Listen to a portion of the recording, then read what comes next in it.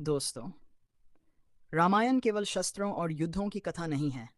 ये धर्म, मर्यादा, त्याग और नारी शक्ति की भी अमर गाथा है। आज हम आपको सुनाने जा रहे हैं एक ऐसी कथा जिसे सुनकर स्वयं भगवान श्री राम भी भावुक हो उठे थे।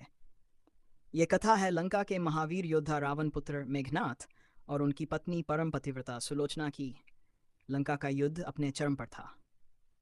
चारों ओर अस्त्र शस्त्रों की गूंज, वीरों की हुंकार और रणभूमि में उठता धूल का गुबार।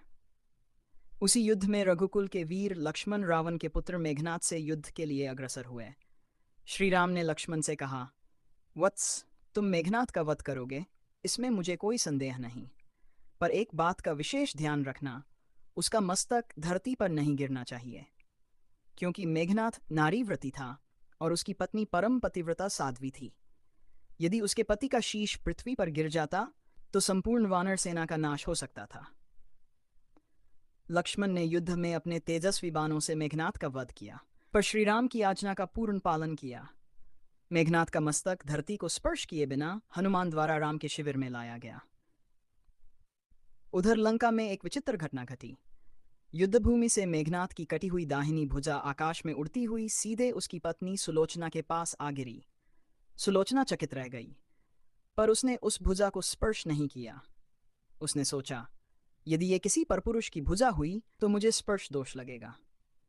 उसने पतिव्रत की शक्ति से कहा, यदि तू मेरे स्वामी की भुजा है तो युद्ध का सारा वृत्तांत लिखकर बता। और आश्चर्य, उस निर्जीव भुजा ने लेखनी पकड़कर सब कुछ लिख दिया।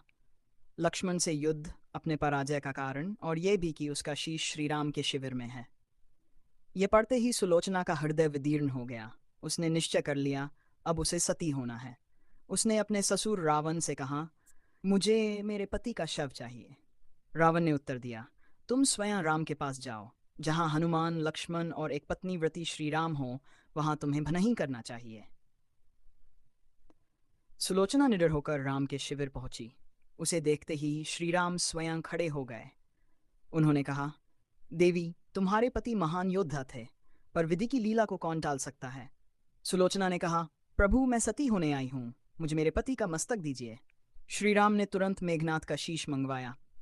जैसे ही सुलोचना ने अपने पति का शीश देखा, वह फूट फूट कर रो पड़ी।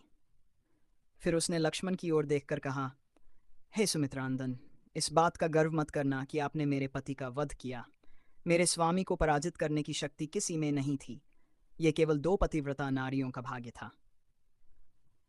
तभी सुग्रीव ने व्यंग्य में कहा, यदि भुजा लिख सकती है तो क्या यह शीश हंस भी सकता है। श्री राम ने गंभीर स्वर में कहा, पतिव्रता की महिमा को तुम नहीं जानते। सुलोचना ने कहा, यदि मैं मन, वचन और कर्म से अपने पति को देवता मानती हूं तो यह मस्तक हंस उठे। और मित्रों, अगले ही क्षण वह कटा हुआ मस्तक जोरों से हंस पड़ा। पूरा शिविर स्तब्ध रह गया। सभी ने सुलोचना को प्रणाम किया। उस दिन श्री राम ने युद्ध रोक दिया। सुलोचना पति का शीश लेकर लंका लौट गई। समुद्र तट पर चंदन की चिता सजाई गई। पति का शीश गोद में लेकर सुलोचना अग्नि में प्रवेश कर गई। दोस्तों, यह केवल एक मृत्यु नहीं थी। यह कथा है पतिव्रता नारी की शक्ति की, धर्म की और त्याग की। यदि आपको यह कथा हृदय को छू गई हो तो इसे दूसरों तक अवश्य पहुंचाएं। जय श्री राम, जय पतिव्रता नारी शक्ति।